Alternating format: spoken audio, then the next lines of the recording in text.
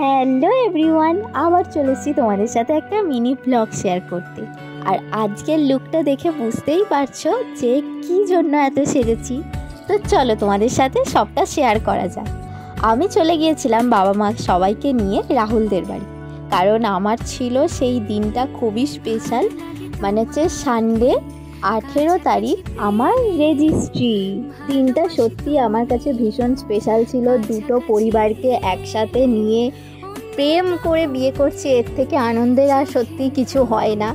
যারা এই জিনিসটা পার করে এসছো তাদেরও আশা করি খুবই ভালো লেগেছে। এই ফিলিংসটাই সত্যি সবার জীবনে আলাদা রকমের।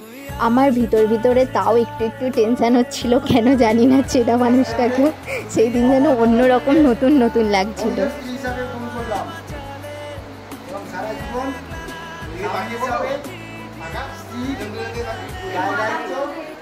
পালন করবো বলে অঙ্গীকারবদ্ধ হলাম।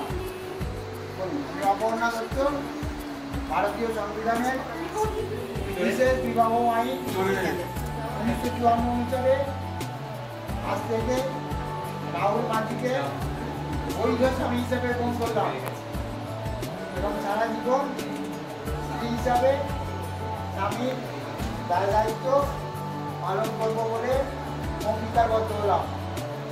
স্বেচ্ছাসেবী করেছেন। তারপরে কি বলতো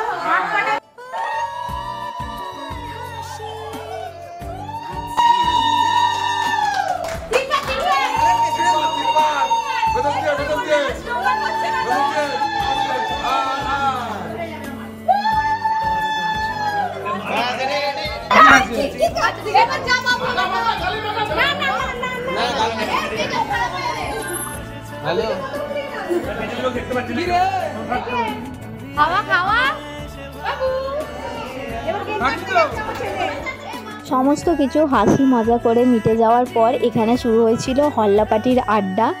অনেক কিছু মজা হয়েছে, সব তো আর ভিডিওতে দেখানো যায় না, এই যেটুকু দেখানো যায় সেটুকু দেখানোর চেষ্টা করলাম।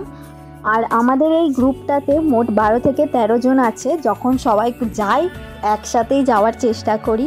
আর এই দেখো এনাদের প্রেম দেখো, আমার মাথার ফুল খুলে গার্লফ্রেন্ডের মাথায় ভালো করে সুন্দর করে লাগিয়ে দিচ্ছে। বাবা, প্রেম এত বলার মতো না। তারপর আমরা খাওয়া দাওয়া করে বাড়ি চলে এসেছি।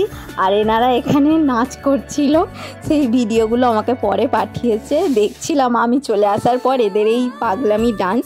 ভিডিওটা ভালো লেগে থাকলে লাইক কমেন্ট করে দিও।